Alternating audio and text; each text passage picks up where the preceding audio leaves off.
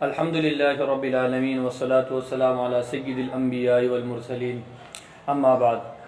بھائیوں دوستو، اللہ رب العزت نے ہمیں جو دین عطا فرمایا ہے، یہ دین نام ہے اللہ تعالیٰ کے احکامات کا اور نبی پاک صلی اللہ علیہ وسلم کے طریقے کا۔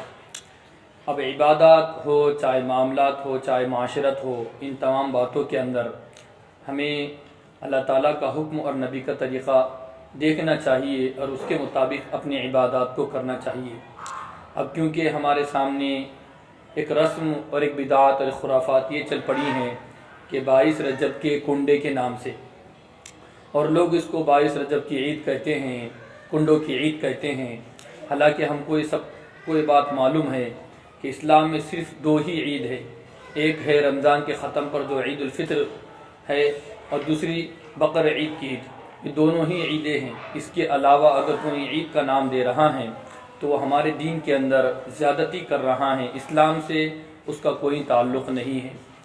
اصل میں یہ جو عید تھی یہ منافقین مناتے تھے، اور منافقین وہ اس طرح سے مناتے تھے۔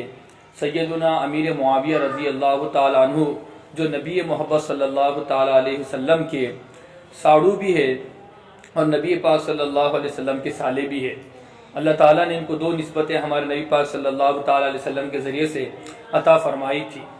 جب ان کی وفات ہو گئی تو منافقین یہودی جو تھے انہوں نے حضرت امیر معاویہ رضی اللہ تعالیٰ عنہ کی وفات پر خوشی منائی تھی، کیونکہ حضرت امیر معاویہ رضی اللہ عنہ کے حکومت کے زمانے میں کسی منافق کو، کسی یہودی کو سر اٹھانے کی ہمت بھی نہیں ہوتی تھی۔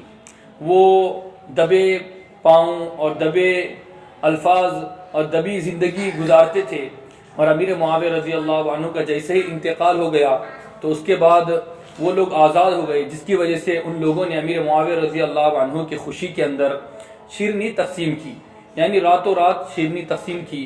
پھر بعد میں ان لوگوں نے جب دیکھا کہ مسلمان بھی ہمارے ساتھ شریک ہو رہے ہیں اور مسلمان بھی ہمارے ساتھ شیرنی میں تقسیم ہو رہے ہیں، تو اس لیے ان لوگوں نے اس کو اور زیادہ بڑھاوا اور رواج دے دیا، اب جس کی وجہ سے ہمارے بھولے بھالے مسلمان بھی ان کے اس خرافات میں اور ان کے اس اعمال بد میں شریک ہوتے جا رہے ہیں۔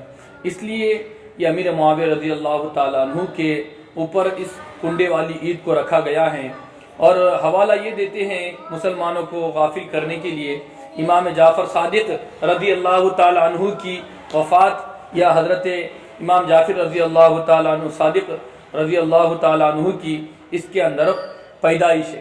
حالانکہ حضرت کی وفات اور پیدائش کا جو تعلق ہے وہ شوال اور رمضان سے ہے، شوال یا رمضان سے ہے، ان دونوں سے ان کے ولادت کا اور ان کے وفات کا تعلق ہے۔ رجب سے امام جعفر رضی اللہ تعالیٰ عنہ کے جو کنڈے منائے جاتے ہیں دور دور کا کوئی تعلق نہیں ہے۔ اس لیے ہم مسلمانوں کو چاہیے کہ اس رسم بد سے خود بھی بچے اور اپنے گھر والوں کو بچانے کا اہتمام کرے۔ اللہ کریم سے دعا ہے کہ اللہ تعالی ہم کو شریعت و سنت کے مطابق زندگی گزارنے کے توفیق عطا فرمائے۔ وآخر دعوانا الحمدللہ رب العالمین۔